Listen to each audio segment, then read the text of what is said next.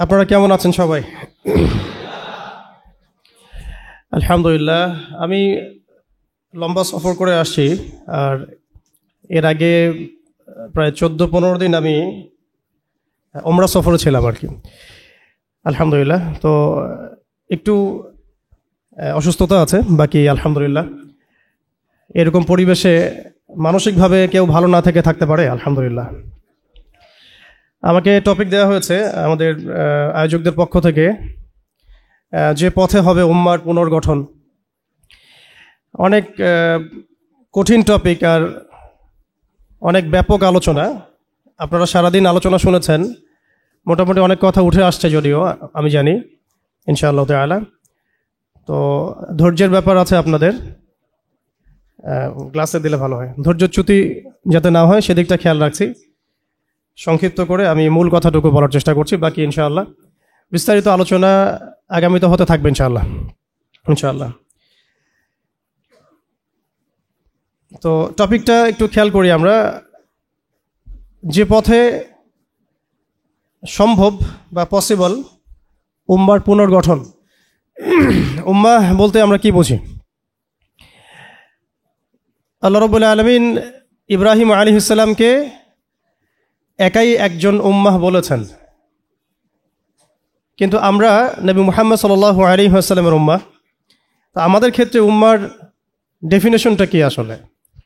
আমাদের ক্ষেত্রে কি উম্মাহ বলতে একজন ব্যক্তিকে বোঝায় না একটা জাতিকে বোঝায়?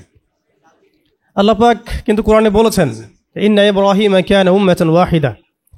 ইব্রাহিম আলাইহিস সালাম একাই একটা উম্মাহ ছিলেন। এটা আমরা সিরাতের আদলে দেখি যে নবী মুহাম্মদ সাল্লাল্লাহু আলাইহি ওয়াসাল্লাম, সাহাবায়ে কেরাম রাদিয়াল্লাহু আনহুম আজমাইন, তারা সকলে একসাথে মিলে একটা জাতি গঠন করেছিলেন, যে জাতিটা আস্তে আস্তে পুরো বিশ্বকে নেতৃত্ব দিয়েছে এবং সেই মক্কা থেকে শুরু করে মদিনা হয়ে পুনরায় মক্কা বিজয়ের মধ্য দিয়ে পরবর্তী প্রায় 1200 থেকে 1250 বছর এই উম্মাহ বিশ্ব শাসন করেছে। আমাদের উম্মার ডেফিনেশনটা ব্যক্তিকেন্দ্রিক নয়। আমাদের আখেরি নবী মুহাম্মদ সাল্লাল্লাহু আলাইহি ওয়াসাল্লামের উম্মার ডেফিনেশনটা অনেক ব্যাপক। উম্মাহ বলতে তো আমাদের পুরো মুসলিম উম্মাহকে বোঝানো হয়। আমরা পুনর্গঠন চাচ্ছি কোন জায়গার? পুরো মুসলিম উম্মার, নাকি শুধু বাংলাদেশের, নাকি বাংলাদেশ সহ ভারতীয় উপমহাদেশের, নাকি মধ্যপ্রাচ্যের, না পুরো বিশ্বের? এখানে উম্মাহ কনসেপ্টটা অনেক অনেক ডিপ, অনেক ব্যাপক, অনেক গভীর। আর সত্যি কথা বলতে পুরো উম্মার ইসলাহ, পুরো উম্মার সংশোধন এখন ব্যক্তির উপর এককভাবে ফলাফলযোগ্য নয়। এটা পুরো উম্মাহ কেন্দ্রিক যেহেতু ফিকির, অতএব উম্মার প্রত্যেকটা জায়গার মানুষদেরকেই এই ফিকিরটা করতে হবে। আমরা যে দৃষ্টিকোণ থেকে কথাটা বলছি সেটা হচ্ছে আমাদের অঞ্চলে উম্মতে মুহাম্মাদির পুনর্গঠনটা কিভাবে সম্ভব। আমরা এভাবে যদি কথা বলতে চিন্তা করি যে আমি বা আমরা দায়িত্ব নিয়েছি পুরো বিশ্বের উম্মার হালত পরিবর্তন করার, এটা আমাদের উপরে যোগ্যতার চেয়ে বেশি দাবি হয়ে যাবে। এটা আমাদের পক্ষে সম্ভব না। এই পুরো বিশ্বের উম্মার ইসলাহ, সংশোধন, পুনরুদ্ধার, পুনর্গঠন, এটা আমাদের পক্ষে মনে হয় না সম্ভব। আমাদের পক্ষে কতটুকু সম্ভব? আমরা উম্মার যে অংশ বিলং করি সেই অংশে উম্মার পুনর্গঠন কিভাবে সম্ভব? উম্মাহ অনেক ব্যাপক একটা শব্দ, অনেক গভীর একটা শব্দ। উম্মার মধ্যে দুটো ভাগ আছে। একটা হচ্ছে উম্মাহ তো দাওয়া এবং উম্মাহ ইজাবা। দাওয়া অর্থাৎ নবী সাল্লাল্লাহু আলাইহি ওয়াসাল্লাম সবাইকে দাওয়াত দিয়েছেন। এর মধ্যে কাফের, মুশরিক, মুনাফিকরাও উম্মার অন্তর্ভুক্ত। আব্দুল্লাহ বিন উবাই এবং তার অনুসারীরা কি উম্মার অন্তর্ভুক্ত নয়? ইহুদি, নাসারা, পৌত্তলিকটা কি এই উম্মতের অন্তর্ভুক্ত কিনা? তারা দাওয়ার অন্তর্ভুক্ত, বাট ইজাবার অন্তর্ভুক্ত নয়। ইজাবা কারা? যারা মুহাম্মদ সাল্লাল্লাহু আলাইহি ওয়াসাল্লাম যে দাওয়াতটা দিয়েছেন, আমরা দরুদ পড়ব সাল্লাল্লাহু আলাইহি ওয়াসাল্লাম, সেই দাওয়াতটা যারা কবুল করেছেন তারা উম্মতে ইজাবা। এর মধ্যে আমরা পড়ছি। এখন উম্মতে ইজাবার সংখ্যা আমাদের এখানে কোটি কোটি কোটি কোটি সারা বিশ্বে। এখন এমন একটা অবস্থা আমরা এসেছি যে পুনর্গঠনের প্রশ্ন উঠছে। তাহলে আমরা একটু খেয়াল করি যে উম্মার পুনর্গঠনটার প্রশ্নটা কেন উঠছে। 1 নম্বর কথা, উম্মা কি এটা তো আমরা বুঝতে পারলাম, এবং উম্মার আমরা কোন অংশ এটাও বুঝতে পারলাম। পরিপূর্ণ উম্মার ইসলাহ সংশোধন আমাদের এককভাবে একার পক্ষে সম্ভব না, এটাও বুঝলাম। তবে আমাদের আঞ্চলিকভাবে উম্মার যে অংশ, আমরা এই অংশটুকুর ইসলাহ সংশোধন, পুনর্গঠন, পুনরুজ্জীবন এগুলো আমাদের দ্বারা সম্ভব। অ্যান্ড পরের প্রশ্ন হচ্ছে যে দ্বিতীয় শব্দটা, যে পুনর্গঠন, উম্মাকে পুনরুজ্জীবিত করা, উম্মার হারানো গৌরব ফিরিয়ে আনা, এই প্রসঙ্গটা আসছে কেন? এই প্রসঙ্গটা কেন আসছে? তার মানে আমরা নিজেরাই সংজ্ঞায়িত করে ফেলেছি যে উম্মার অবস্থা আগের মতো ভালো নাই। এটা আমরা স্বীকার করেছি এবং এটা আমরা সবাই বুঝতেও পারছি। এই কারণে আলোচনাগুলো আসছে, আলোচনাগুলো আসার প্রেক্ষাপট তৈরি হচ্ছে, বা আমরা টপিকগুলো নির্ধারণ করছি যে উম্মার পুনর্গঠন প্রয়োজন, পুনরুজ্জীবন প্রয়োজন, পুনর্জাগরণ প্রয়োজন। তার মানে আমরা আগের হালতে নাই। আমরা আগের হালতে নাই এটা মাথায় আসলে আবার এটাও মাথায় আসতে হবে, আগে আমরা কোন হালতে ছিলাম। আমরা আগে কোন হালতে ছিলাম?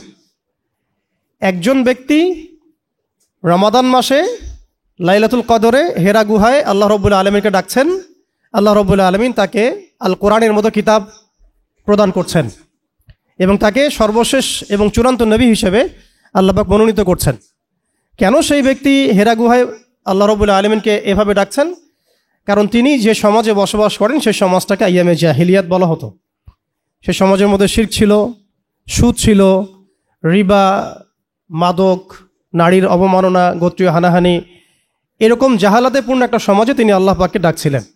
সে একজন ব্যক্তি থেকে আস্তে আস্তে দাওয়াত শুরু হলো এবং তিনি প্রথমে ম্যান টু ম্যান দাওয়াত দিতে লাগলেন। আবু বকর, উসমান, উমর, আলী রাদিয়াল্লাহু আনহুম আজমাইন, তাদের মধ্যে সাহাবী তৈরি হতে লাগলো।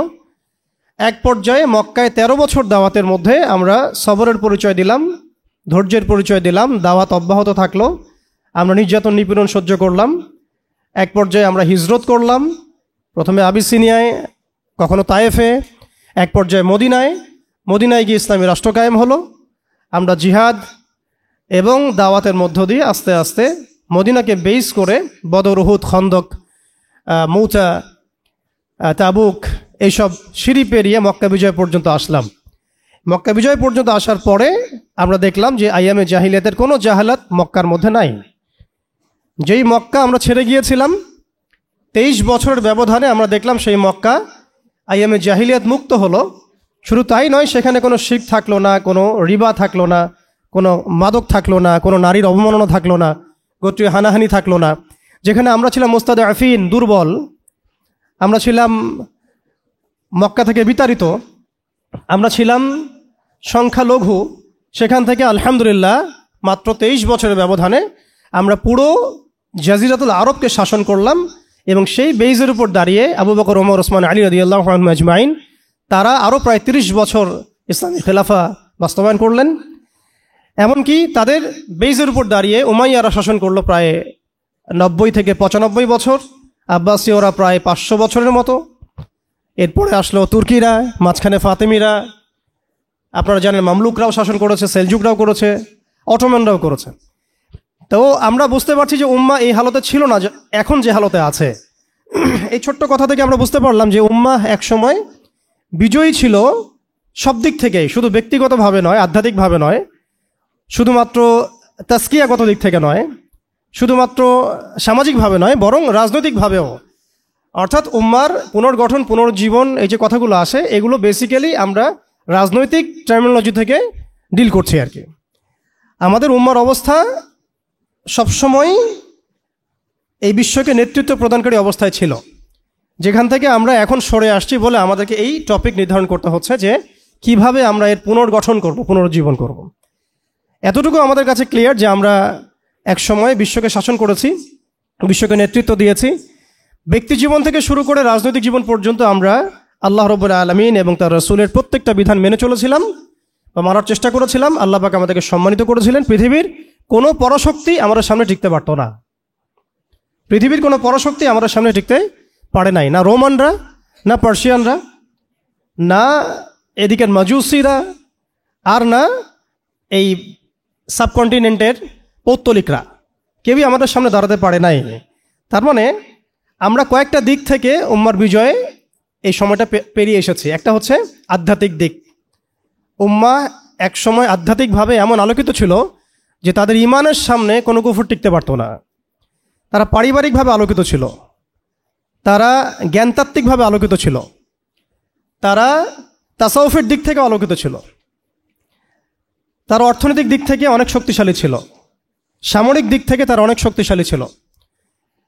জামাবদ্ধভাবে আমরা থাকতাম, কোনো বিভক্তি ছিল না। আমাদের মধ্যে আসসামু ওয়া তাআ ছিল, আমাদের মধ্যে আমির মামুর বায়াত এবং ইতাআত ছিল, আমাদের মধ্যে রাষ্ট্র ব্যবস্থা ছিল, খিলাফা স্টেট ছিল, শরিয়া আইন ছিল এবং শরিয়া বা ইমারা রাষ্ট্র ব্যবস্থা ছিল। এবং আস্তে আস্তে আমরা এই বেইজের উপর দাঁড়িয়ে বাইতুল মুকাদ্দাস পর্যন্ত জয় করেছিলাম। শুধু তাই নয়, আমরা বলতে পারি যে সিন্ধু, এদিকে সিন্ধু, ওইদিকের আফ্রিকা, আফ্রিকা থেকে সিন্ধু পর্যন্ত, ওইদিকের পশ্চিমা সভ্যতা থেকে চায়না পর্যন্ত বলা যায় পৃথিবীর 4 ভাগের 3 ভাগ আমাদের দখলে ছিল। এই ছিল উম্মার অবস্থা।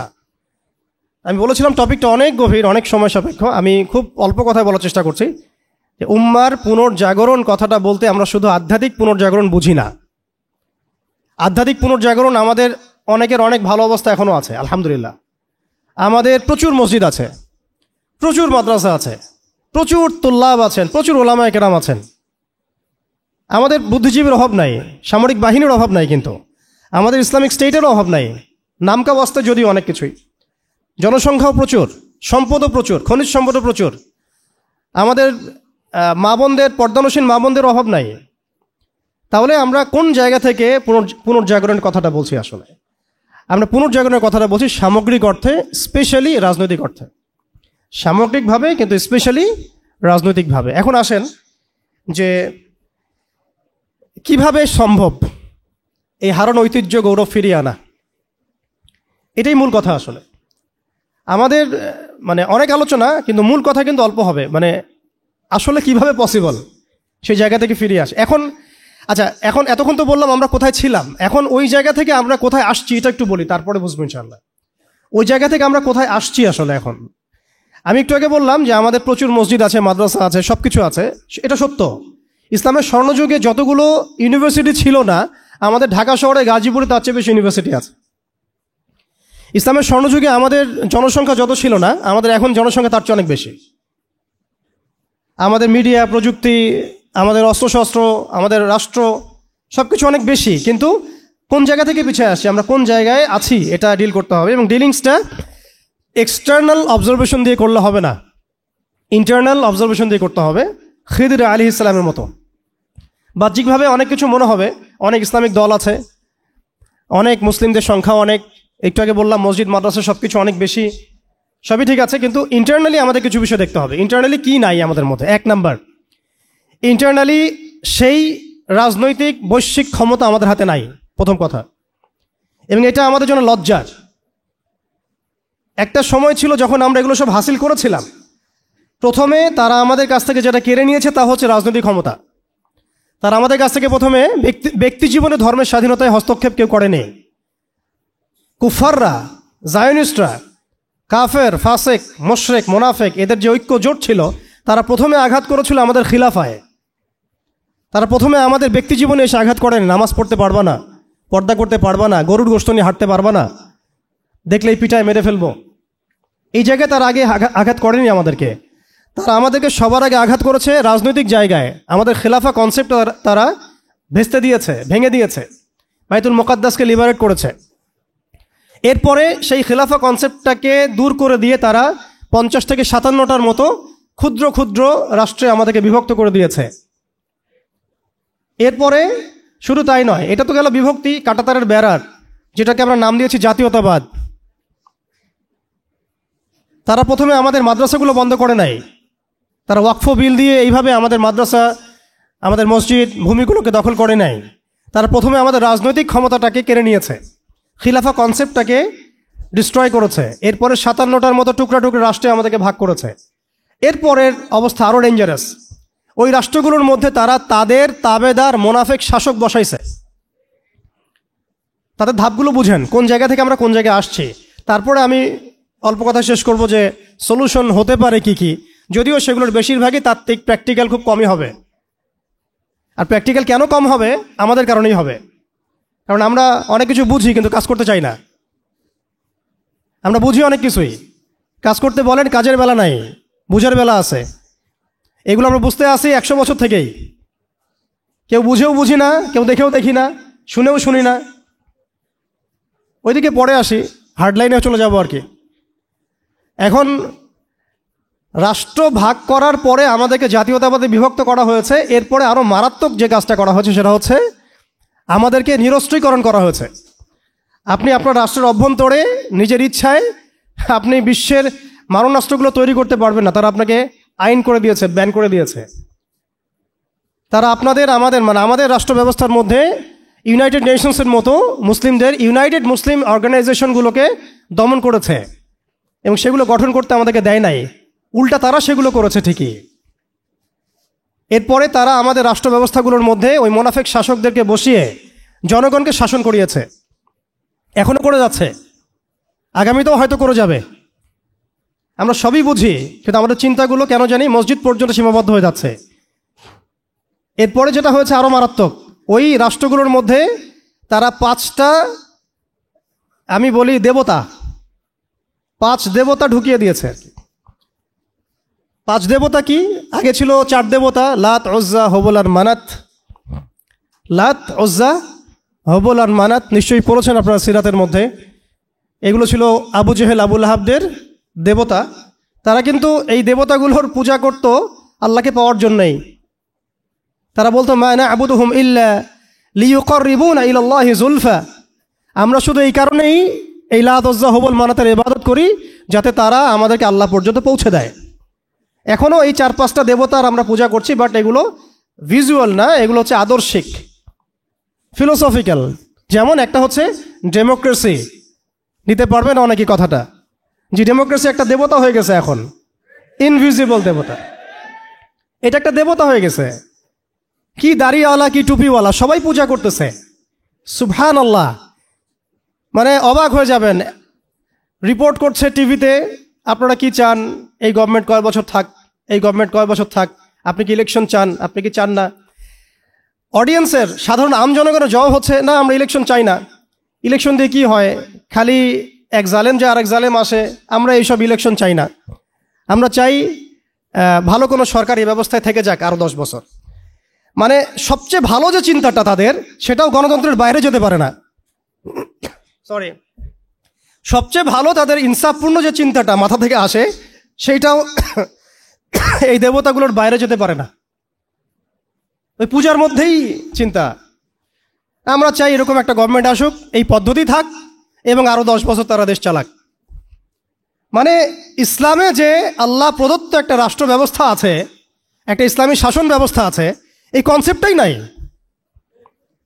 নামাজ পড়ছে সে, রোজা রাখছে, হজ উমরা সবই করছে, বাট কেন জানি পলিটিক্যালি রাষ্ট্র ব্যবস্থা, ইসলামের যে রূপরেখা আছে বা ইসলামের যে একটা সুন্নাহ আছে, নবী সাল্লাল্লাহু আলাইহি ওয়াসাল্লামের যে একটা রেখে যাওয়া উসওয়াতুল হাসানা আছে, এইটাই মানুষ মানতে পারছে না বা বুঝতে পারছে না। জাযাকাল্লাহ। ঠিক আছে, ঠিক আছে। আমি এটা এই জন্যই দেবতা বললাম, কারণ মানুষ অবচেতনভাবে এর পূজা করছে। আপনারা অবচেতন শব্দটার সাথে পরিচিত কিনা? একটা হচ্ছে আমরা জেনে বুঝে একটা কাজ করি, একটা হচ্ছে না জেনেও করি, অবচেতন মনে। তো এটা একটা দেবতা, ডেমোক্রেসি একটা দেবতার নাম, যেটার পূজা করছে এখন মানুষ সারা ওয়ার্ল্ডে। আরেকটা হচ্ছে এইথিজম, নাস্তিকতা। একটা হচ্ছে, আমি লিখছিলাম সকালবেলা, একটা শব্দ বের হয়েছে আর কি লিখতে লিখতে। একটা হচ্ছে ডেমোক্রেসি, একটা এইথিজম, একটা ন্যাশনালিজম, একটা কমিউনিজম, আর একটা হচ্ছে সেকুলারিজম। 5টা শব্দ বললাম আর কি। এখনকার এই বিশ্ব ব্যবস্থায় ইসলামী খেলাফতকে দূর করে দিয়ে, উম্মাকে বিভক্ত করে দিয়ে, মোনাফেক শাসকদেরকে বসিয়ে ইন্টারনালি প্রত্যেকটা রাষ্ট্রে এই 5টা দেবতা বসানো হয়েছে। ডেমোক্রেসি, এইথিজম, আর বললাম কি ন্যাশনালিজম, আরেকটা কি বললাম, কমিউনিজম এবং সেকুলারিজম।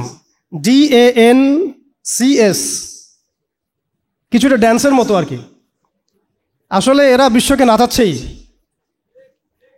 এরা এইসব মতবাদ দিয়ে বিশ্বকে নাচিয়ে বেড়াচ্ছে আর কি। তারা নিজেরা নাচে না এগুলোতে, বরং তারা এগুলোর মধ্য দিয়ে মুসলিমদেরকে নাচায়। যদিও এটা এক্স্যাক্টলি ড্যান্স শব্দটা হয় নাই, কাছাকাছি হয়েছে আর কি। এখানে ডি আছে, এ আছে, এন আছে, সি এবং এস আছে। এই 5টা দেবতার শেকড় যদি এই বিশ্ব থেকে উপরে ফেলা না যায়, তাহলে ইসলামী শরিয়া, ইমারা এবং খেলাফা কায়েম হবে না। এবং যখন এই বিশ্বে ইনশাআল্লাহ তাআলা আগামীতে শরিয়া, ইমারা এবং খেলাফা বাস্তবায়িত হবে, তখন এই 5টা দেবতার কোনোটাই বাকি থাকবে না ইনশাআল্লাহ। এই নাপাকিগুলো থেকে পবিত্র না হয়ে বা পবিত্রতা হাসিল না করে আপনি আমি যতই একটা গ্লাসের মধ্যে মধু ঢালি, আর আপনি দুধ ঢালেন, আর কোনো শরবত ঢালেন, ওই গ্লাসটাই নাপাক। আফসোস হচ্ছে আমরা এই নাপাকিগুলো ধরতে পারছি না অনেকেই। আল্লাহ পাক আমাদেরকে ধরার এবং বোঝার তৌফিক দান করেন। এই সিস্টেমগুলো ব্যর্থ, এই মতবাদগুলো ব্যর্থ। এই মতবাদগুলো তৈরি করা হয়েছে আমাদেরকে শাসন করার জন্যে। এই মতবাদগুলো আমাদেরকে গিলানো হয়েছে আমাদেরকে ডমিনেট করার জন্যে, আমাদেরকে পশ্চিমাদের দাস বানানোর জন্যে, জায়নিস্টদের দাস বানানোর জন্যে, IMF-এর কাছে লোনের হাত পাতার জন্যে, কোনো ডিসিশন নেওয়ার আগে, রাষ্ট্রের কোনো ডিসিশন নেওয়ার আগে ইউনাইটেড নেশনসের কাছে এই ভিক্ষার ঝুলি পেতে দেওয়ার জন্যে, আমাদের চোখের সামনে আমাদের ভাই বোনদেরকে নির্মমভাবে হত্যা করলেও আমরা টু শব্দ করতে পারবো না এই জন্যে। ইভেন আমাদের দেশের 99% মানুষও যদি শরিয়া চায়, তবুও রাষ্ট্র ব্যবস্থা এটা চাইবে না, কারণ রাষ্ট্র ব্যবস্থা এই তন্ত্রমন্ত্রগুলো দ্বারা দীক্ষিত। এর মধ্যে আরও আছে মানবরচিত সংবিধান, আরও আছে মানবরচিত বিচার ব্যবস্থা, আরও আছে আল্লাহর হালালকে হারাম করে ফেলা, আল্লাহর হারামকে হালাল করে নেওয়া। পুরো একটা তাগুতি এবং কুফরি সিস্টেম আমাদেরকে দেওয়া হয়েছে। কোন জায়গা থেকে? খেলাফা অ্যাবলিশ করার পর থেকে। আমরা কোথায় ছিলাম এটা আমাদেরকে বুঝতে হবে। এখনকার প্রবলেম কি সেটাও বুঝতে হবে, ক্রাইসিসগুলো, তারপরে আসতে হবে সলিউশন কোথায়। এগুলো ক্রাইসিস। তারপরে ডেমোক্রেসি দিয়ে কি করা হচ্ছে এটা আপনারা অনেকে জানেন, কিন্তু অনেকে আবার বুঝেনও না। এটা দিয়ে আল্লাহর হালালকে হারাম করা যায়। এগুলো স্পষ্ট করে আপনাকে গণতন্ত্র বলতে দিবে না, এই বিষয়গুলো স্পষ্ট করে আপনাকে সেকুলারিজম বলতে দিবে না, কমিউনিজম বলতে দিবে না, এথিজম বলতে দিবে না, এবং এই ডেমোক্রেসি বলতে দিবে না। তাহলে এই তন্ত্রমন্ত্রগুলো দেওয়া হয়েছে আমাদেরকে তাদের দাস বানানোর জন্যে, তাদেরকে আমাদের অধীনে আনার জন্য নয়। এই জিনিসটা আমরা বুঝতে অনেক সময় ভুল করেছি, এখনও ভুল করছি। আমি খালি প্রশ্ন করতে চাই যে আর কতদিন ভুল করব আমরা? আল্লাহ পাক আমাদের চোখ খুলে দেন, মনের চোখ। আল্লাহ পাক আমাদের কলবের চোখ খুলে দেন। আপনি 20টা আসন পাইতে পারেন হাইয়েস্ট, 5টা আসন পাইতে পারেন হাইয়েস্ট, ওখানেও আপনি দাস হয়ে থাকবেন। আপনি 20টা আসন নিয়ে পার্লামেন্টে দাস হয়ে থাকবেন। 20টা আসন নিয়ে আপনি বলতে পারবেন না যে এটা হালাল, এটা হারাম, এটা জায়েজ, এটা না জায়েজ, এটা করতে হবে, এটা করতে হবে না। আর যেটা আপনি বলেনও, আপনার কথা কেউ শুনবেও না, কারণ মেজরিটি শুড বি গ্রান্টেড। তাদের মূল নীতি হচ্ছে এটা, সংখ্যাগরিষ্ঠ মানুষ যা বলবে তাই হক। আগামীকাল সংখ্যাগরিষ্ঠ মানুষ বাংলাদেশে বলবে নাউযুবিল্লাহি মিন যালিক, যে এই বিবাহিত ধর্ষণের বিচার করা হোক, নাউযুবিল্লাহ, আর ওই পতিতালয়ে গিয়ে সময় কাটানো, নাউযুবিল্লাহি মিন যালিক, এটাকে প্রমোট করা হোক, শ্রমিকের অধিকার দেওয়া হোক। আগামীকাল মানুষ বলবে LGBT লাইসেন্স দেওয়া হোক। আগামীকাল মানুষ বলবে ট্রান্সজেন্ডারকে বাধ্যতামূলক করা হোক, আইন করা হোক। আপনি 20টা আসন নিয়ে কিচ্ছু করতে পারবেন না, বিকজ এই সিস্টেমটা দাঁড়িয়ে আছে এমন একটা বালির ঢিবির উপরে যার উপরে কোনো ঘোড়া দাঁড়াতে পারে না। এই সিস্টেমটা দাঁড়িয়ে আছে এমন একটা ভঙ্গুর মাটির উপরে যার উপরে আপনি কোনো প্রাসাদ নির্মাণ করা সম্ভব নয়, মাটিটাই তো ভঙ্গুর। তো এই আদর্শিক এই মতবাদগুলো দিয়ে তারা আমাদের খিলাফাটাকে ডিস্ট্রয় করে দিয়েছিল। আজকে থেকে 100 বছর হয়ে গেছে। আজকে 100 বছর পরে এসে আমি এগুলো নিয়ে কথা বলছি, আমরা এগুলো নিয়ে কথা বলছি। তো মাশাআল্লাহ, এটা ভালো। আমি এই ব্যাপারে আশাবাদী যে মাশাআল্লাহ বাংলাদেশের তরুণ প্রজন্ম এখন বুঝতে শিখছে, আলহামদুলিল্লাহ। এবং আমরা যদি এভাবে দাওয়াতের মেহনত অব্যাহত রাখতে পারি, ইনশাআল্লাহ তাআলা অন্যদের 20 বছর লাগলে আমাদের 2 বছর লাগবে ইনশাআল্লাহ। আমি কাজের ব্যাপারে পরে আসছি, একটু সময় নিব আপনাদের কাছে। এরপরে তারা যেটা করেছে, হালতটা বুঝেন। এরপরে তারা আমাদের ইয়াং জেনারেশনকে টার্গেট করেছে, কয়েকটা জেনারেশনকে টার্গেট করেছে তারা। একটা হচ্ছে ওলামায়ে কেরাম শ্রেণী, একটা হচ্ছে পলিটিশিয়ান, একটা হচ্ছে তরুণ প্রজন্ম, একটা মেয়েরা, একটা বাচ্চারা। খেয়াল করে দেখেন আমাদের পলিটিশিয়ানদেরকে তারা টার্গেট করে কি করেছিল? তাদেরকে ক্ষমতার লোভ দিয়ে ইমান হারা করেছে এবং আল্লাহর জমিনে মুসলমান নামধারী শাসকদেরকে দিয়েই আল্লাহ বিরোধী আইন বাস্তবায়ন করাইছে। এটা কারা করিয়েছে? আপনি যদি বলেন দাজ্জাল কে এসে করে দিয়ে গেছে, না। বলেন দাজ্জাল কে এসে করে দিয়ে গেছে? না। কে করেছে? নামধারী মুসলিম শাসকরাই করেছে। এবং তারা বলেছে জনগণ এটাই চায়। দেখেন, শাসকদেরকে তারা ক্ষমতা দিয়ে তাদের বসে নিয়ে আসছে, দুনিয়াবী স্বার্থ দিয়ে বসে নিয়ে আসছে। ওলামায়ে কিরামদের একটা শ্রেণীকে তারা কিভাবে বসে নিয়ে আসছে? মসজিদ করে দিব, মাদ্রাসা করে দিব, সব কিছুর সাপোর্ট আমরা দিব। রাষ্ট্র নিয়ে, অর্থনীতি নিয়ে, সমাজনীতি নিয়ে আপনারা কথা বলতে আইসেন না। এই টোপ তারা গিলেছেন অনেকেই, গিলেছেন। এবং গেলার পর একটা পর্যায়ে কি হয়েছে?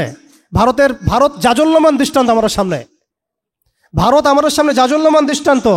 যখন আল্লামা আবুল হাসান আলী নাদভী রহমতুল্লাহি আলাইহি বলেছিলেন যে ইতিহাসের এমন কিছু সন্ধিক্ষণ আসে যখন রাজনৈতিক বিচক্ষণতার অভাবে মুসলিমরা যদি এমন কোনো সিদ্ধান্ত নেয় যে সিদ্ধান্তটা যুগোপযোগী না, তাহলে সেই একটা সিদ্ধান্ত উম্মাকে 100 বছর পিছায় দেয়। আপনারা পড়ে দেখেন ওই বইটা, মুসলিমদের পতনে বিশ্ব কি হারালো, বইটা পড়ে দেখেন। ঠিক আমরা মনে করেছি আমরা একটা ইসলামিক রাষ্ট্র, আমরা একটা রাষ্ট্রে আছি, এই রাষ্ট্রের হিন্দু গভর্নমেন্ট, কোনো সমস্যার কিছু নাই, তারা আমাদেরকে মসজিদ দিয়েছে, মাদ্রাসা দিয়েছে, সব কিছু ঠিকঠাক চলছে। হঠাৎ দেখা গেল যে উগ্রপন্থী কিছু হিন্দু এসে সব সিজ করে ফেললো এবং দিনে দুপুরে তারা এখন মানুষকে কুপিয়ে হত্যা করছে, পিটিয়ে হত্যা করছে, বাড়িঘর ভেঙে ফেলছে, মসজিদ ভেঙে ফেলছে, মাদ্রাসা সিলগালা করে দিচ্ছে। কোথায় গেল আমার খানকা? কোথায় গেল আমার মসজিদ? কোথায় গেল আমার মাদ্রাসা? কোথায় গেল আমার জনগণ? কোথায় গেল আমার মায়ের সম্মান? সব চলে গেল। কিসের অভাবে? রাজনৈতিক ক্ষমতার অভাবে। অর্থাৎ রাজনৈতিক দৃষ্টি এবং দর্শন বিবর্জিত কোনো দাওয়াত কখনো চূড়ান্ত সাফল্য আনতে পারবে না। আমরা অনেকেই পশ্চিমাদের টোপে পা দিয়েছি যে মসজিদ মাদ্রাসা সব তো ঠিকঠাক চলছে, আমাদের পলিটিক্স নিয়ে কথা বলার দরকার নাই, আমাদের ইসলামী রাষ্ট্র ব্যবস্থা কায়েম নিয়ে কথা বলার দরকার নাই, ইসলামী অর্থ ব্যবস্থা নিয়ে কথা বলার দরকার নাই, আমাদের জিহাদ ফি সাবিলিল্লাহ নিয়ে কথা বলার দরকার নাই। আমরা নিজেরাই আমাদেরকে এই ধ্বংসের মুখে ঠেলে দিয়েছি। এরপর আরও সমস্যা, তারা আমাদের ইয়াংদেরকে টার্গেট করেছিল। দেখেন, ইয়াংদেরকে টার্গেট করে কত মেহনত তারা করেছে। মেয়েদেরকে ফ্রি অ্যাক্সেস দিয়ে দিয়েছে, ফ্রি মিক্সিং, বাচ্চা থেকে শুরু করে একদম চাকরি লেভেল পর্যন্ত জেনা করাচ্ছে ফ্রি, পর্নোগ্রাফি ফ্রি, আপনার চরিত্র হনন করার যা যা এলিমেন্টস আছে সব তো ফ্রি, সব ফ্রি। আর মেয়েদেরকে বেপর্দা করে বাইরে নিয়ে আসছে, বাচ্চাদেরকে ছোটবেলা থেকে মাথা নষ্ট করার যা যা এলিমেন্ট সব দিয়ে দিচ্ছে, খাবারে ভেজাল মিশাচ্ছে, আমাদের ভাইদেরকে বিয়ে কঠিন করে ফেলছে, জেনা সহজ করে ফেলছে। কি করে নাই তারা? শিক্ষা ব্যবস্থা থেকে ইসলামকে উঠে দিছে। আপনি সারা জীবন পড়াশোনা করেন, দেখেন আপনি 20টা সূরা শিখতে পারেন কিনা, ফরজে আইন শিখতে পারেন কিনা। একটা একটা করে ডিপার্টমেন্ট ধরে ধরে তারা কাজ করেছে। এর উপর আবার অর্থ ব্যবস্থা ওদের হাতে নিয়ে নিয়েছে, ওয়ার্ল্ড ব্যাংক দিয়ে, IMF দিয়ে, ফেডারেল রিজার্ভ দিয়ে। এতে করে পুরো বিশ্বের ইকোনমিক মোড়ল তারা হয়ে গেছে। এখন আমি একটা স্বাধীন দেশে বসবাস করলেও অর্থনৈতিকভাবে আমরা স্বাবলম্বী হতে পারি না, দ্বারস্থ হতে হয়, বাণিজ্যে ওদের দ্বারস্থ হতে হচ্ছে, ব্যবসায় হতে হচ্ছে, ফাইন্যান্সে হতে হচ্ছে। এমনকি আমাদের যে একটা সম্পদ ছিল পকেটে রাখা যেত, গোল্ড কয়েন এবং সিলভার দিরহাম, ওইটা পর্যন্ত তারা অ্যাবলিশ করে দিল, দিয়ে আমাকে ডিজিট ধরাই দিল, দিয়ে আমাদের টাকাগুলো সিজ করে ফেললো। এবং এগুলো যদি মুহূর্তের মধ্যে কলাপস করে যায়, আপনি কিছু করতেও পারবেন না, বিকজ এগুলোর নিয়ন্ত্রণ আপনার হাতে নাই, ইভেন একটা রাষ্ট্রের সেন্ট্রাল ব্যাংকের হাতেও নাই। শুধু তাই না, আমাদের ইসলামিক কারেন্সি তো বিলুপ্ত করলোই, উল্টা আপনাকে সুদ ধরাই দিল, সুদের লেনদেন কারবার, সুদভিত্তিক অর্থ ব্যবস্থা। কোন ডিপার্টমেন্টটা বাদ দিল তারা? পলিটিক্স থেকে নিয়ে সোশ্যাল, ইকোনমিক, চারিত্রিক, আমাদের মা বোনরা, আমাদের শিশুরা, কোনো ডিপার্টমেন্ট বাদ দেয় নাই। এর উপর আরও আছে। এর উপরে তারা আমাদেরকে আবার মিডিয়া দিয়ে নিয়ন্ত্রণ করা শুরু করলো। আমার এখনো মনে আছে, যেদিন আমাকে ঘুম থেকে ছেড়ে দেওয়া হয়, আজকে খোলামেলা বলছে এগুলো, আস্তে আস্তে সবই বলে দিব ইনশাল্লাহ।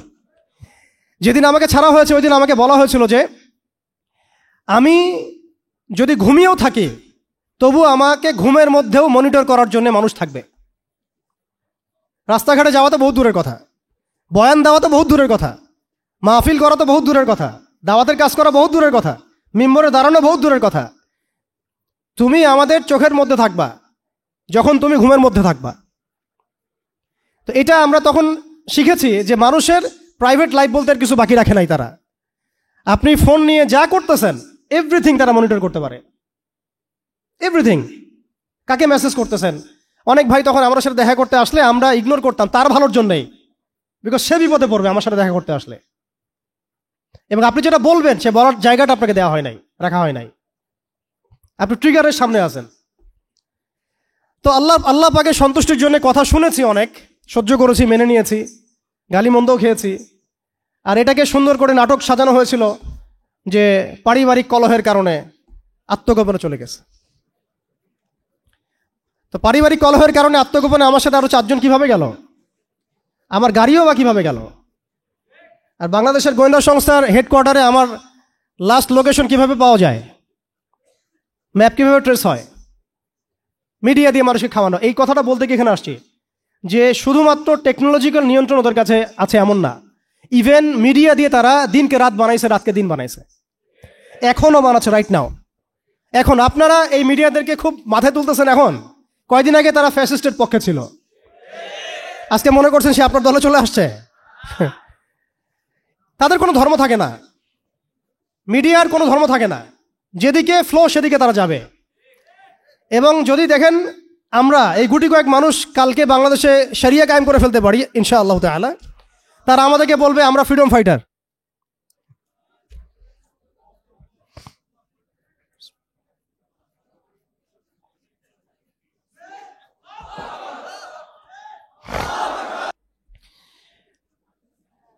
শুনতে পাচ্ছেন কথা? বিসমিল্লাহি আউয়ালাহু ওয়া আখিরাহ। আমি বলছিলাম যে আপনি আপনার বিশ্বাসের জায়গাটাকে এতটা নরম করবেন না, এতটা সস্তা করবেন না। কারণ কাফেরদেরকে, ফাসেকদেরকে, জালেমদেরকে, মুশরিকদেরকে, মুনাফিকদেরকে এবং এই চলমান এই মিডিয়ার সিস্টেমগুলোকে, তাগুতি সিস্টেমগুলোকে এত সহজে বিশ্বাস করতে নাই। তারা দিনকে রাত বানাতে পারে, রাতকে দিন বানাতে পারে। আজকে আপনাকে জঙ্গি বলতে পারে, কালকে আপনাকে ফ্রিডম ফাইটার বলতে পারে। আজকে যদি দেখে এইসব ওয়ার্ডগুলো এই সিস্টেমের এগেনস্টে যাচ্ছে, তখন আমাদেরকে তারা ট্রেস করবে, তারা উগ্র, তারা মৌলবাদী, তারা জঙ্গিবাদী কর্মকাণ্ড করতেছে না, আউযুবিল্লাহি মিন যালিক।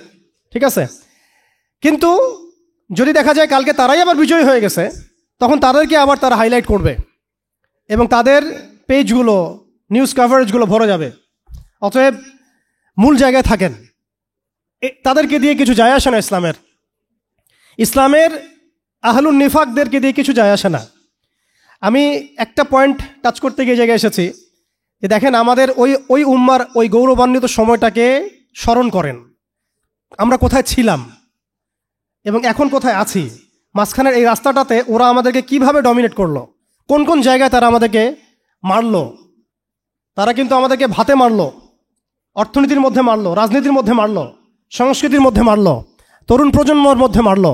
তারা আমাদেরকে কিন্তু বেপরদামি দিয়ে মারলো, পর্নোগ্রাফি দিয়ে মারলো, মিডিয়া দিয়ে মারলো, প্রযুক্তি দিয়ে মারলো। প্রযুক্তির কথাটা না বললেই না, সিস্টেম এমনভাবে তারা আপডেটেড করেছে যে একটা জায়গায় সামরিক অভিযানের প্রয়োজন নাই তাদের। এখন এআই টেকনোলজি দিয়ে তারা ঘরে বসে কিবোর্ডের ক্লিকের মধ্য দিয়ে আমাকে এখানে শ্যুট করতে পারে এখন, রাইট নাও। আমরা কিছু করতে পারবো না এবং আমাদের কোনো প্রতিরক্ষা ব্যবস্থা নাই। আপনি কোথায় বসে আছেন ওইখানে আপনাকে শ্যুট করা সম্ভব। প্রযুক্তি এমন জায়গায় নিয়ে গেছে তারা। আপনি মুসলিম কান্ট্রিগুলোর অবস্থা দেখেন। আমরা বাংলার জমিনে দিন কায়েমের কথা বলছি, বাংলার জমিনের ল্যাকিংসগুলো আপনি ফাইন্ড আউট করেন। আমাদের কি আকাশ নিরাপদ, সমুদ্র কি নিরাপদ, আমাদের কি মিসাইল আছে, ক্ষেপণাস্ত্র ব্যবস্থা আছে, আকাশ প্রতিরক্ষা ব্যবস্থা আছে, আমাদের কি এরকম প্রযুক্তি আছে, আমাদের কি ইমানদার এমন মিলিটারি বাহিনী আছে কিনা। অনেক বিষয় আছে যেগুলো নিয়ে আমাদেরকে ভাবতে হবে। নাই, এটা হতাশার কোনো কারণ না। এবং আমাদের সব কিছুই লাগবে জরুরিও না, এটাও মাথা দিচ্ছি। নাই, অনেক কিছুই নাই, এটা হতাশার কোনো ব্যাপার না। এবং অনেক কিছু যে নাই, এটা আমাদের ভীরুতারও কোনো সুযোগ এখানে রাখার দরকার নাই, ঠিক আছে। যতটা সম্ভব আমরা অর্জন করার চেষ্টা করবো ইনশাল্লাহ। কিন্তু যদি নাও হয় 100%, তবু আমাদের ভয় পাওয়ার কোনো কারণ নাই। কারণ আমাদের সাহায্য আসবে আল্লাহর পক্ষ থেকে, আমাদের সাহায্য আসবে আল্লাহর পক্ষ থেকে ইনশাআল্লাহ। এবং আপনারা এই আয়াতটা জানেন যে কাম মিন ফিআতিন কলিলাতিন গালাবাত ফিআতান কাসীরাতান বিইذنিল্লাহ। কত ক্ষুদ্র ক্ষুদ্র দল এই পৃথিবী থেকে চলে গেছে যারা বড় বড় দলের উপর বিজয় লাভ করেছিল আল্লাহর সাহায্য নিয়ে। অতএব এটা আমি বলছি যাতে আমরা একটা যুগের সাথে তাল মেলাতে পারি, অন্ততপক্ষে কিছু প্রস্তুতি আমাদের থাকা তো দরকার। ব্যাপারটা তো এমন নয় যে আমরা গেলাম, জায়নামাজে দাঁড়ালাম, দোয়া করলাম, যুদ্ধে জয়লাভ করলাম। এভাবে কিন্তু যুদ্ধ জয় হয় নাই। আপনারা বদরের যুদ্ধের ইতিহাস যদি পড়েন দেখবেন নবী সাল্লাল্লাহু আলাইহি ওয়াসাল্লাম আগের রাত্রে গিয়েছেন, বৃষ্টি হয়েছে, জায়গা দখল করা হয়েছে, আমরা কূপ দখল করেছি যাতে পানি আমাদের কাছে থাকে, সৈন্য বিন্যাস করা হয়েছে, যতটা ট্যাকটিক নেওয়ার প্রয়োজন সব আমরা নিয়েছি। তারপরে দোয়া, সুবহানাল্লাহ, দোয়া হতে হতে হতে হতে কাঁধ থেকে চাদর পড়ে যাচ্ছে। আবু বকর রাদিয়াল্লাহু আনহু এসে বলছেন যে ইয়া রাসূলুল্লাহ, যথেষ্ট হয়েছে, আপনি থামেন, আল্লাহ আপনার সাথে আছেন, আল্লাহ আপনার দোয়া ফেলবেন না ইনশাআল্লাহ। এরপরে দেখলেন 313 নিয়ে আমরা ওদেরকে হারালাম। সব কিছুর প্রয়োজন আছে। তো আমাদের অবস্থাটা এখন এমন একটা জায়গায় আছে যে ওই খিলাফা যাওয়ার পর থেকে উম্মাহ আজকে এই জায়গায়, যে উম্মার পুনর্গঠন কেন দরকার, কিভাবে সম্ভব। আগে আমাদেরকে বুঝতে হবে যে কোন জায়গায় আমরা চলে আসছি, কোন জায়গা থেকে। এখন কি আমাদের ঈর্ষা হচ্ছে না যে আমরা কোন জায়গায় ছিলাম? এখন কি আমাদের খারাপ লাগছে না যে আমরা আসলে কোন জায়গায় ছিলাম, আজকে কোন জায়গায় আছি? আমরা কি বুঝতে পারছি আমরা কোন জায়গায় আসছি? আর স্মরণ করেন সেই সময়ের কথা যখন একটা মুসলিম যুবতীর উপর চোখ তুলে তাকানোর অধিকার কারো ছিল না, এই ক্ষমতা কারো ছিল না। চোখ তুলে ফেলতাম একেবারে আমরা। ঘরের ভিতরে যদি বাহির থেকে কেউ তাকাতো অন্যায়ভাবে, চোখ উপড়ায় ফেলতাম আমরা। একটা মুসলিম রমণীর সম্ভ্রমহানি করা হয়েছিল এই সাবকন্টিনেন্টে, এই সিন্ধুতে, মনে আছে আপনাদের? তার সম্ভ্রমের জন্যে, তার সম্ভ্রম বাঁচানোর জন্যে পুরা মুহাম্মদ বিন কাসিমের জাইশ আসছে। আপনি আমি কি চিন্তা করতে পারছি আমরা কোন জায়গায় ছিলাম? আজকে আপনি দেখলেন রেলে একটা মেয়ে যাচ্ছে ইন্ডিয়াতে, তার নিকাব খুলে ফেলা হলে কেউ কিছু করতে পারলো না। ওরা জোরে জোরে বলছে বল বল জয় শ্রীরাম বল, তারপর ছাড়বে না, আউযুবিল্লাহি মিন যালিক। বল জয় শ্রীরাম, তারপর ছাড়বো তোকে। বল মোদিজি কি জয়, তারপর ছাড়বো তোকে। চিন্তা করছেন আমরা কোন জায়গায় আসছি? আমাদের কি ভারতে মসজিদের অভাব আছে, মাদ্রাসার অভাব আছে? ভারতে কি মুসলমানদের সংখ্যার অভাব? তাহলে কেন এই জায়গায় আসলো? একটাই কারণ, রাজনৈতিক শক্তি না থাকলে উম্মার অবস্থাই হয়। একটা অঞ্চলে ইসলামী ইমারা শরিয়া কায়েম করার জন্য 100% মানুষের 100% পরিপূর্ণ মুসলিম হওয়া শর্ত না। জি, বরং একটা অঞ্চলের মানুষের মধ্যে যদি মুসলিমে মানুষও একদম খালেস মুখলেস হয়, মুত্তাকি হয়, পরহেজগার হয়, ইমানদার হয়, একদম সিরাতের আদলের সব সুন্নাহগুলো মেনে চলে, ওই গুটি কয়েক মানুষের দ্বারা ইনশাআল্লাহ একটা বড় অঞ্চলে খেলাফা প্রতিষ্ঠা করা সম্ভব। আমি একটা এক্সাম্পল দিচ্ছি, আমি আমার আউট অফ হেডস কথা বলছি না। মদিনা রাষ্ট্র যখন কায়েম হয়েছে, আমাদের কি মনে হয় মদিনার 100% মানুষই মুসলিম হয়েছিল? কখনোই না। মদিনায় আনসার সাহাবী তারা মুসলিম ছিলেন, আওস ও খাজরাজ গোত্রের, হিজরত করে গিয়েছেন মুহাজির সাহাবীরা, এতটুকু ইসলাম, এতটুকু মুসলিম আমাদের। বাকি বহু অংশে মুনাফিক, আব্দুল্লাহ বিন উবাইর অনুসারী, আর বড় বড় 3টা গোত্র আছে ইহুদিদের, বনু কোরাইজার, বনু কাইনুকার, বনু নাজিরের, খায়বার ইহুদিরা আছে, পত্তলিকরা আছে, কিছু নাসারাও আছে আশেপাশে। তারপরেও সেখানে ইসলামী রাষ্ট্র কায়েম হয়েছে। এই শর্তটা যারা জুড়ে দিচ্ছেন এটা ঠিক হচ্ছে না, যে একদম 100% মানুষের ইসলাম না হওয়া পর্যন্ত আমাদের এখানে ইসলামী শরিয়া কায়েম করা যাবে না, এই কনসেপ্ট ঠিক না। বরং আপনি দেখেন, একটু খেয়াল করে দেখেন, একটা এক্সাম্পল দেই, জুলাই অভ্যুত্থান, ঠিক আছে? এই সময় মাঠে ময়দানে ছিল সব মিলায় ধরেন 20% মানুষ এই বাংলাদেশের, বাকি 80% মানুষ ঘরেই ছিল, আজও ঘরে আছে, শরিয়া কায়েম হলেও ঘরেই থাকবে। আপনি খেয়াল করে দেখেন, তাদের কিছু যায় আসে নাই, তারা যেভাবে ছিল সেভাবে আছে। আগে ছিল একটা শাসন, তাদের কাছে মনে হচ্ছে এখন আরেকটা শাসন আসবে। তাদের চিন্তায় তো এতটুকু, চিন্তার লিমিটেশন এতটুকুই। একজন গেছে আরেকজন আসবে, এক তাগুত গেছে আর এক তাগুত আসবে, মদের বোতল চেঞ্জ হবে, মদ সেম থাকবে। আমি এই পয়েন্টটাতে একটু সময় নিয়ে নিলাম। দেখেন ভারতের অবস্থাটা আমাদেরকে খুব পীড়া দিচ্ছে। ভারতের অবস্থা আমাদেরকে অনেক পীড়া দিচ্ছে না? এটা দেওয়ার পরেও কিন্তু আপনি আমি কিছু করতে পারছি না। এটা যদি আল্লাহ না করুক, আল্লাহ না করুক, যদি এটা বাংলাদেশে হয়, আল্লাহ না করুক, এটা যদি বাংলাদেশে হয়, তখন আপনার ফতোয়া কি হবে, আমাদের ফতোয়া কি হবে, এটা আমাদের এখন স্পষ্ট করা উচিত। এবং যেটার আশঙ্কা আমরা করি সেটার প্রিপারেশন কেন আমরা নিব না? যেটার আশঙ্কা আমরা করি বা যেটা আমরা বুঝতে পারছি এটা হতেই পারে, অসম্ভব কিছু না, তাহলে তার প্রিপারেশন আমরা কেন রাখবো না? এটা আমার প্রশ্ন আর কি। ভারতের মুসলিমরা কি কখনো ভেবেছিল আজকে থেকে 10 বছর আগে এমনটা হবে? ওয়াকফ বিলের মাধ্যমে আমাদের সব সম্পত্তি তারা গ্রাস করে ফেলবে, কেউ কি ভাবছে? আচ্ছা, আমাকে একটা প্রশ্নের উত্তর দেন। আগামীকাল যদি দারুল উলুম দেওবন্দ তারা দখল করে ফেলে, বলেন, আগামীকাল যদি তারা বলে দারুল উলুম দেওবন্দ আমাদের, এখান থেকে বের হও সবাই, কি করবেন আপনারা? না আমরা কি করব? ফতোয়া কি আসবে? কোনো স্ট্রং ফতোয়া আসবে কিনা? সেটাকে প্রতিহত করার জন্য আমাদের জীবন দেওয়ার প্রশ্ন আসবে কিনা? এটাই তো কথা। যদি হ্যাঁ হয়, তাহলে আজকে আমরা ভারতের মুসলমানদেরকে মৃত্যুর হাতে ছেড়ে দিচ্ছি কিভাবে? আর যদি না হয় তাহলে তো কিছু বলার নাই। মানে আমাদের সামনে রাস্তা তো দুইটা, হয় তাদের সামনে আমাদের বলতে আমি সচেতন থাকি, তাহলে আমাদের অভ্যন্তরীণ বিষয়গুলো সম্পর্কে আমাদের সচেতন থাকা উচিত কি উচিত না? আমাদের উম্মার ফিকির অনেক গভীর, এই জন্য আমি বলেছিলাম শুরুতে অনেক কথা আছে। আসেন একটু শেষ করি, অনেক লম্বা হয়ে যাবে আপনাদের। প্রিয় ভাইরা, অবস্থাটা শুধুমাত্র আধ্যাত্মিক না, মানে ক্রাইসিসটা একটু বুঝেন, ক্রাইসিসটা শুধুমাত্র ইমানের ক্রাইসিস না, ক্রাইসিসটা শুধুমাত্র আমাদের সংখ্যার না, মানে আমাদের মসজিদের মাদ্রাসার না, আমাদের শুধু মিডিয়া নিয়ে সমস্যা না, শুধু প্রযুক্তি নিয়ে সমস্যা না, আমাদের ইন টোটাল ব্যক্তি জীবন থেকে নিয়ে পলিটিক্যাল সিস্টেম পর্যন্ত প্রত্যেকটা ডিপার্টমেন্টেই আমাদের উম্মাগত সমস্যা। তার মধ্যে সবচেয়ে বড় জায়গাটাই হচ্ছে আমরা আমাদের ওই রাজনৈতিক সে ক্ষমতা ওইটা হারাই ফেলছি আর কি। আল্লাহ পাক আমাদের সবাইকে উম্মার সেই হারানো জায়গায় ফিরে যাওয়ার তৌফিক দান করেন। এখন তো প্রশ্ন একটা আসতেছে যে এটা কি পসিবল কিনা? এটা পসিবল কিনা সেটা আমি না বলে হাদিস থেকে বলি। রাসূলুল্লাহ সাল্লাল্লাহু আলাইহি ওয়াসাল্লাম আখিরুজ্জামানের হাদিসগুলোর মধ্যে অনেকগুলো হাদিস, অনেক, এগুলোর মধ্যে ইরশাদ করেছেন। আমি কয়েকটা সামারি বলছি খালি। তাহলে এই বিষয়ে যাদের মধ্যে কনফিউশন আছে যে ইসলাম কি আবার সে আগের জায়গায় যাবে, উম্মা কি আবার হারানো ওই জায়গায় ফিরে পাবে, এই কনফিউশনটা আগে দূর করতে হবে। আজকে থেকে বাসায় ফিরে গিয়ে আপনি কনফিডেন্ট থাকবেন যে সামনে আমরা জয়লাভ করতে যাচ্ছি ইনশাআল্লাহ। আগামীকাল আমাদের জয়ের সূর্যোদয় উঠবে, এটা লেখা হয়ে গেছে। এটা যাদের মধ্যে পড়াশোনা নাই, এলেম নাই, যারা দুনিয়াদার, যারা এইসব তন্ত্রমন্ত্রে ধোকায় পড়ে আছে, তাদেরকে বললে তারা হাসতে পারে, তারা হাসতে পারে। এমনকি পশ্চিমা সভ্যতা, Zionist movement, United Nations, NATO, FBI, এরা সবাই হাসতে পারে যে এগুলো হবে।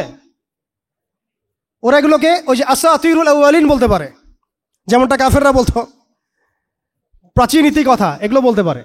কিন্তু এটা মুহাম্মদ সাল্লাল্লাহু আলাইহি ওয়াসাল্লামের পবিত্র জবানের ভবিষ্যৎবাণী, কেউ ঠেকাতে পারবে না ইনশাআল্লাহ। অতএব এখন যেহেতু আমরা আমাদের গন্তব্যটা জানি, এই জায়গায় আমরা যাবো ইনশাআল্লাহ, অতীতটাও জানছি কোথায় ছিলাম, মাঝখানে কিভাবে আমরা এই জায়গায় আসলাম সেটাও জানলাম। এখন 2 মিনিটে আমি শুরু বলতে যাচ্ছি যে কোন কাজগুলো আমরা করতে হবে, আমাদেরকে করতে হবে। এটা আজকে একটু মেমোরাইজ করার চেষ্টা করতে হবে। ফার্স্ট অফ অল ভাই, ব্যক্তি থেকেই শুরু হয়, ব্যক্তি থেকেই শুরু হয়। আপনি আমি আজকে থেকে চিন্তা করব, একটু ধৈর্য ধরেন, জাস্ট 5 মিনিট। আপনি আমি আজকে থেকে চিন্তা করব যে আমরা পৃথিবীতে বেঁচে আছি কি জন্য। বলেন আমাদের বেঁচে থাকার কারণটা কি? আপনি আমি পৃথিবীতে বেঁচে আছি কেন? আল্লাহ পাক আমাকে আপনাকে হায়াতে রাখছেন কেন? 2টা কাজ আমাদের। যত কিছু আমাদের আশেপাশে ঘুরতেছে, স্ত্রী, সন্তান, ব্যবসা বাণিজ্য, চাকরি বাকরি, এইটা সেইটা, এগুলো সবই গৌণ। আমাদের মুখ্য কাজ 2টা, আল্লাহর ইবাদত করা, তার জমিনে তার দিন কায়েম করা।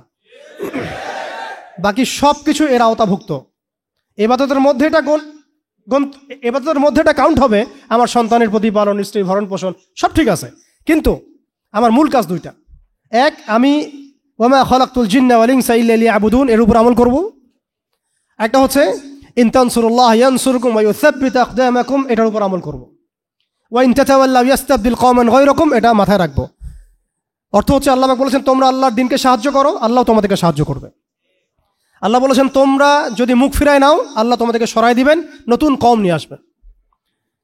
আল্লাহ পাক বলেছেন আমাদেরকে উদখুলু ফিস সিলমি কাফা, পরিপূর্ণরূপে ইসলামে প্রবেশ করো।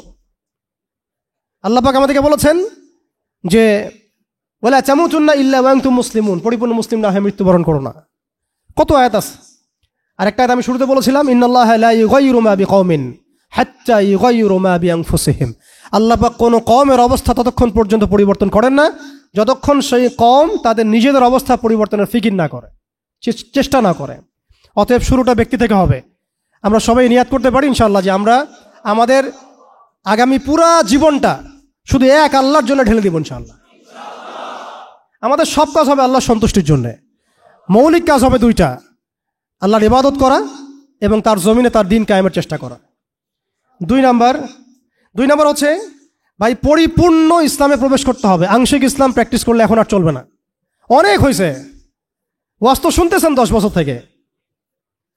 আমি তো মুসলিম পরিবারের সন্তান, 30 বছর হয়ে গেছে বয়স, 35 বছর হয়ে গেছে বয়স। এই যে আমাদের অনেকের বয়স 40-50 হয়ে গেছে। আর কি, আর কত? দুনিয়া তো দেখলাম, দুনিয়া তো যথেষ্ট দেখলাম। অতএব পরিপূর্ণ ইসলামে প্রবেশ করতে হবে। এটার মাধ্যম হচ্ছে আল্লাহ পাকের সব হালাল মেনে চলবো, হারাম মেনে চলবো, সব আদেশ মেনে চলবো, নিষেধ ছেড়ে দেব, সুন্নাহ ভিত্তিক জীবনযাপন করবো ইনশাআল্লাহ। রাসূল সাল্লাল্লাহু আলাইহি ওয়াসাল্লাম যা করতে বলেছেন করবো, ছাড়তে বলেছেন ছাড়বো। এবং 3 নম্বর হচ্ছে ইসলাম বিরোধী যে আকীদা, দর্শন, মতবাদগুলো আছে এগুলোকে চিনতে হবে। শুধু ইসলাম পালন করেই যাবেন, এইদিকে আবার তাগুত, কুফর, হারাম সবই থাকবে, এই জগা খিচুড়ি দিয়ে আবার কাজ হবে না। আমাদেরকে এই যুগে আবু বকর, ওমর, ওসমান, আলী হতে হবে, একদম মুখলেস, একদম খালেস, একদম পরিশুদ্ধ হওয়ার চেষ্টা করা ইনশাআল্লাহ। তো ইসলামের পরিপূর্ণতার মধ্যে প্রবেশ করার চেষ্টা করতে থাকা এবং একই সাথে ইসলাম বিরোধী যে আকীদা আমলগুলো আছে এগুলো থেকে দূরে থাকা। এবং ইসলাম বিরোধী অনেক আকীদা আছে, দর্শন আছে, প্রথমে কয়েকটা বললাম, এছাড়া আর অনেক আছে।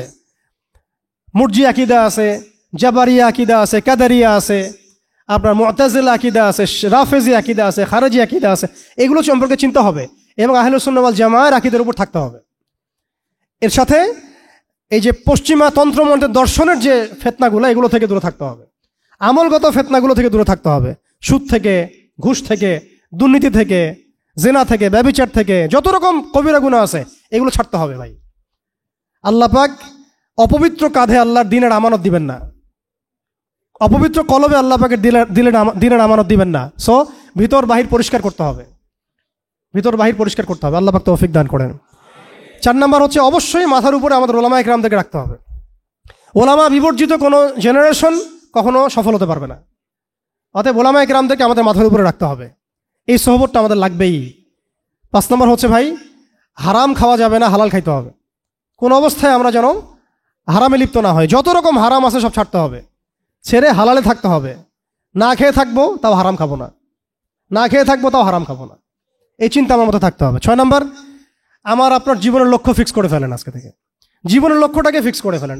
আপনি আসলে দুনিয়াতে কি চাই, কি করতে আসছি, আমাদের কাজটা কি, এইটা যদি ফিক্স করতে পারি কাজ আমাদের মাশাআল্লাহ 50% হয়ে গেছে। 7 নম্বর হচ্ছে আমাদের পারিবারিক কাঠামোগুলোকে ঠিকঠাকভাবে গড়ে তোলার চেষ্টা করা ইসলামিক আদর্শে। যদি একেবারেই পসিবল না হয় সেক্ষেত্রে আমাদের সামনে সাহাবীদের মিসাল আছে। বহু সাহাবী পরিবার থেকে সেই সাপোর্টটা পান নাই যেটা প্রত্যাশা করে মানুষ, অনেক নবীও পান নাই। অনেক ক্ষেত্রে দেখা গেছে আসহাবুল কাহাফের মিসাল আমাদের সামনে আছে। তো আমরা চেষ্টা করতে থাকবো, এরপরেও যদি সব কিছু আমাদের অনুকূলে না থাকে এটা আল্লাহর হাতে ছেড়ে দিতে হবে। 8 নম্বর হচ্ছে, এটা খুব জরুরি, আর 2-3টা মিনিট। 8 নম্বরটা সবচেয়ে জরুরি। আজকে সেমিনার হলো, অনেক বয়ান হয়েছে, আলহামদুলিল্লাহ অনেক আলোচনা হয়েছে, অনেক স্কলার এসেছেন। 8 নম্বরটার উপর আমল যদি আমরা না করতে পারি, আমরা শুধু সেমিনারই করতে থাকবো, বাংলার জমিনে শরিয়া কায়েম করতে পারবো না। আমি একটু খোলামেলা বলে দিই আর কি, রাগ করেন না।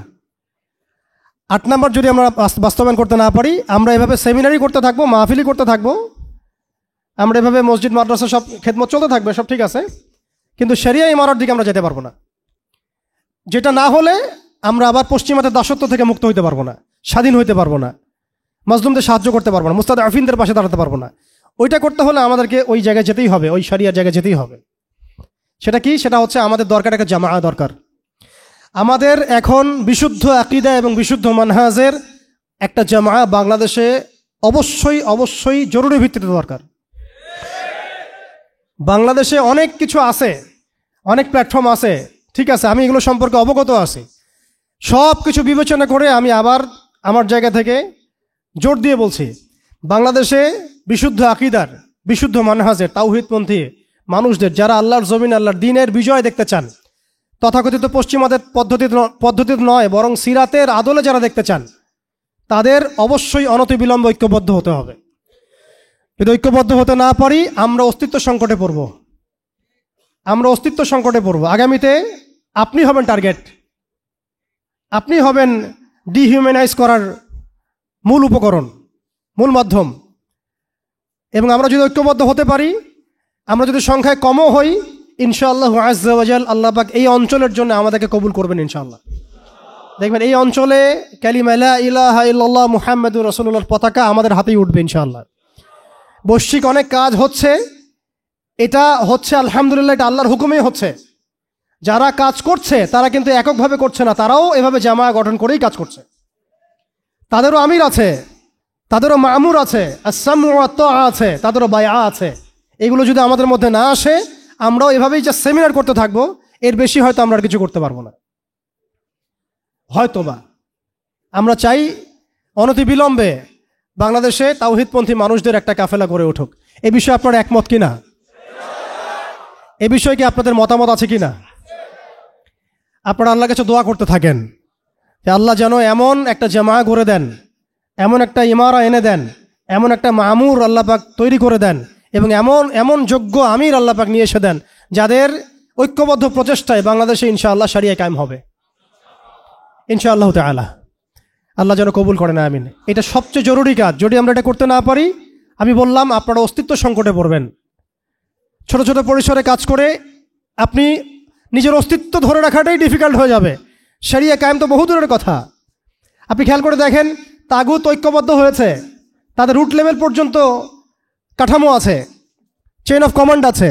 সেকুলার ঐক্যবদ্ধ হয়েছে, শাহবাগীর ঐক্যবদ্ধ হয়েছে, কাদিয়ানিরা ঐক্যবদ্ধ হয়েছে, হিজবুত তাওহীদ একটা আছে না, বায়েজিদ খান পন্নির, না ভুল বললাম, হ্যাঁ, তারা পর্যন্ত ঐক্যবদ্ধ হয়েছে। আর শিয়ারা ঐক্যবদ্ধ হয়ে যাচ্ছে, খ্রিস্টান মিশনারিরা ঐক্যবদ্ধ হয়ে যাচ্ছে, এনজিওর ঐক্যবদ্ধ হয়ে যাচ্ছে। আপনি দেখেন ফ্যাসিস্টরা ঐক্যবদ্ধ ছিল, এখনো আরেক তাগুত যারা ক্ষমতা আসার জন্য উঠে পড়ে লাগছে, তারা ঐক্যবদ্ধ হয়ে যাচ্ছে। সবাই যদি ঐক্যবদ্ধ হয় তাহলে আমরা কেন হব না? আমরা কিসের অপেক্ষায় বসে আছে? উম্মার পুনরুত্থান যদি আমরা দেখতে চাই, পুনর্জাগরণ দেখতে চাই, এবং এই অঞ্চলে যদি আমরা উম্মাকে সেই বিজয়ী বেশে দেখতে চাই, তাহলে আমাদেরকেই আল্লাহর কালিমার পতাকা তুলে নিতে হবে ইনশাআল্লাহ। যখন কালিমার পতাকা পড়ে যায় তখন আগ বাড়িয়ে উঠিয়ে নেওয়া লাগে। এখন কালিমার পতাকা তো সিলসিলায় আমার হাতে কেউ তুলে দেয় নাই, দিচ্ছে না, পড়ে গেছে পতাকা নিচে। আপনি কি করবেন? উঠাতে হবে আমাকে। এখন আল্লাহ পাক সে ওঠানোর মতো হাত আমাদেরকে দান করেন, সেরকম যোগ্য প্ল্যাটফর্ম দান করেন, যোগ্য ইমারা দান করেন, যোগ্য শুরা দান করেন, যোগ্য আমির দান করেন, আমাদেরকেও যোগ্য মামুর হওয়ার তৌফিক দান করেন। আপনারা বিশ্বাস করেন যদি এইভাবে আমরা বেশি না 5 থেকে 10টা বছর কাজ করতে পারি, ইনশাআল্লাহ শরিয়া কায়েম হোক না হোক এমন একটা জেনারেশন আমরা রেখে যাবো ইনশাআল্লাহ বাংলাদেশে, যারা এই জমিনে আল্লাহর দিন কায়েম করেই ছাড়বে ইনশাআল্লাহ। এটা আমি কোনো চাপাবাজি করতেছি না, আর এটা কোনো আবেগের কথা না।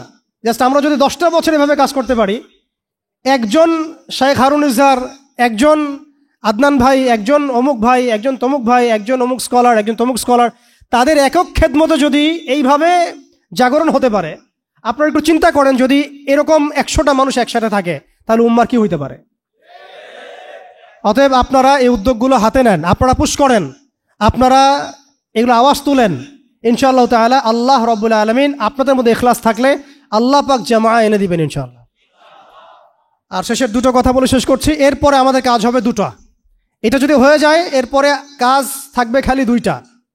এক, সিরাতের আদলে দাওয়াতের কাজ করতে থাকা, সিরাতের আদলে দাওয়াতের কাজ করতে থাকা, এবং অবশ্যই সেই যোগ্যতা অর্জন করা, পড়াশোনা করা, এগুলো তো আগেই হয়ে গেছে, আগে বলছি আমি। দাওয়াতের মেহনতটা খুবই ব্যাপক করতে হবে।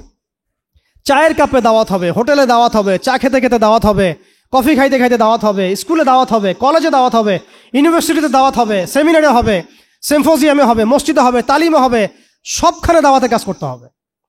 এবং দাওয়াতের এই কাজটা প্রত্যেকটা মহলে করতে হবে, তরুণদের মধ্যে, তরুণীদের মধ্যে, আম জনগণের মধ্যে, আমাদের বাচ্চাদের মধ্যে, আমাদের পুলিশের মধ্যে, প্রশাসনের মধ্যে, আর্মির মধ্যে, বিজিবির মধ্যে, র্যাবের মধ্যে, ডিজিএফআইয়ের মধ্যে, প্রত্যেকটা মহলেই। এবং এই দাওয়াত হবে খোলাসা করে, আমভাবে খোলামেলা দাওয়াত, ব্যাপক দাওয়াত এবং পরিপূর্ণ দাওয়াত। আংশিক ইসলামের দাওয়াত না, পরিপূর্ণ ইসলামের দাওয়াত। পরিপূর্ণ ইসলামের দাওয়াত। ব্যাস, এরপরে দাওয়াতের মেহনত চলতে থাকবে। যদি কেউ আমেরিকা হয়ে আসতে চায় আমরা তালেবান হয়ে যাব, যদি ইসরায়েল হয়ে কেউ আসতে চায় আমরা হামাস হয়ে যাব, যদি দেখা যায় যে কেউ এরকম কোনো পরাশক্তি হয়ে না এসে ভালোই আমাদের দাওয়াত কবুল করে নেয়, তাহলে মদিনা রাষ্ট্রের মধ্যে ইসলামী রাষ্ট্র কায়েম হয়ে যাবে ইনশাআল্লাহ। পরিস্থিতি যেমন হবে আমাদের কাজও তেমন হবে। মুক্তির একটাই পথ, দাওয়াত এবং জিহাদ, দাওয়াত এবং জিহাদ। এরপরে যদি ইসলামী রাষ্ট্র কায়েম হয় ইনশাআল্লাহ আযজা ওয়া জাল, তখন দেখবেন বহির্বিশ্বে কীভাবে আমরা বড় বড় ইসলামিক কান্ট্রিগুলোর সাথে একটা একাত্মতা পোষণ করে একটা বৈশ্বিক চেইন অফ কমান্ড গড়ে তুলতে পারি। এবং সেটা অবশ্যই ইমানের ভিত্তিতে, তাওহীদের ভিত্তিতে, এবং সেটা অবশ্যই সিরাতের আদলে, সুন্নাহর আদলে, কোনো সেকুলার ডেমোক্রেটিক বা ওই তাগুতের দাসদের আদলে নয়। সেটা হবে সেই সব ভাইদের সাথে যারা আল্লাহর পথে দাওয়াত এবং জিহাদের মধ্য দিয়ে আল্লাহর জমিনে দিন কায়েম করেছেন, তাদের সাথে নয় যারা মুসলিমদেরকে পিঠের পিছ থেকে ছুরি মেরেছে, এদের সাথে নয়। অতএব আমাদের কাজ এখন আঞ্চলিকভাবে এগুলাই। এই কাজগুলো যদি আমরা ঠিকঠাক মতো করতে পারি ইনশাআল্লাহ, আল্লাহ পাক তৌফিক দান করেন, আমিন, তাহলে দেখবেন অল্প সময়ের ব্যবধানেই আমরা ভালো সাফল্য পাচ্ছি ইনশাআল্লাহ তাআলা। এবং আমাদের এক্সিস্টিং যে ভাইরা যারা কাজ করছেন তাদের কারোর সাথে আমাদের সরাসরি কোনো বিরোধে যাওয়ার প্রয়োজন নাই, যতক্ষণ না তারা আহলে সুন্নাহ ওয়াল জামায়াতের আকীদা, আমল, মানহাজ থেকে দূরে সরে যায়। ততক্ষণ পর্যন্ত আমাদের কারোর সাথে কোনো রকমের বাকবিতণ্ডা, কথা কাটাকাটি, ফেসবুকে ঝগড়া, এগুলো খুব বাজে বিষয় হচ্ছে। এগুলোর কোনো প্রয়োজন নাই আমাদের। আর কে কি করলো, তারা এটা করলো কিনা, সেটা করলো কিনা, তারা কেন এমন করে না, ওই আলেম কেন এমন করে না, এগুলো ভাবারও আমাদের প্রয়োজন নাই। আমরা দেখবো আমরা কি করতেছি, যে আমরা কি করতেছি, আমাদের কি করা দরকার। এই কাজগুলো যদি ঐক্যবদ্ধ হয়, ঈমান, আমল, তাজকিয়া, জামাআ, ইমারা, উলামায়ে কেরামের সোহবত, দাওয়াত এবং জিহাদ, ইনশাআল্লাহ আপনারা অপেক্ষা করতে থাকেন, বাংলার মাটিতেও ইনশাআল্লাহ কালিমা লা ইলাহা ইল্লাল্লাহ মুহাম্মাদুর রাসূলুল্লাহর পতাকা উঠবে ইনশাআল্লাহ। আল্লাহ পাক আমাকে আপনাকে সেই দিন দেখার তৌফিক দান করেন এবং সেই মাকবুল কাফেলা আল্লাহ পাক আমাদেরকে শরীক করেন। আল্লাহ পাক আমাদের সবাইকে কথাগুলো দিলের কান দিয়ে বোঝার, শোনার তৌফিক দান করেন, সেগুলো বাস্তবায়ন করার তৌফিক দান করেন। এবং আলোচনার মধ্যে যে ভুলগুলো হয়ে গেছে আল্লাহ মাফ করে দেন, যে সঠিক বিষয়গুলো হয়েছে এগুলো আল্লাহ পাক কবুল করেন। এবং আপনাদের প্রতি যে উদাত্ত আহ্বান আমরা রাখলাম, এই আহ্বানটুকু নিয়ে সবাই যার যার মতো করে ফিকির করি। ইনশাআল্লাহ অনতিবিলম্বে বাংলাদেশের মধ্যে এমন কিছু পজিটিভ বিষয় হতে পারে যেটা ইনশাআল্লাহ তাআলা আগামীতে বাংলাদেশের দাওয়াতের ক্ষেত্রে, দিনের ক্ষেত্রে রূপরেখা পরিবর্তন করে দিবে ইনশাআল্লাহ তাআলা। সুবহানাকা আল্লাহুম্মা বিহামদিক, আশহাদু আল্লা ইলাহা ইল্লা আনতা, আস্তাগফিরুকা ওয়া আতুবু ইলাইক। আসসালামু আলাইকুম ওয়া রাহমাতুল্লাহি ওয়া বারাকাতুহু।